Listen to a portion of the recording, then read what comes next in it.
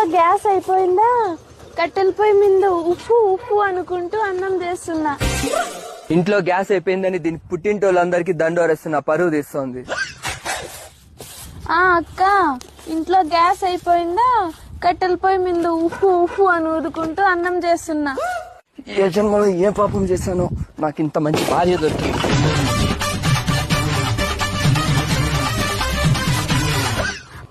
అవ్వా, ఇంట్లో గ్యాస్ అయిపోయిందా, కట్టెల పొయ్యి మీద ఉప్పు ఉప్పు అని ఊదుకుంటూ అన్నం చేస్తున్నా.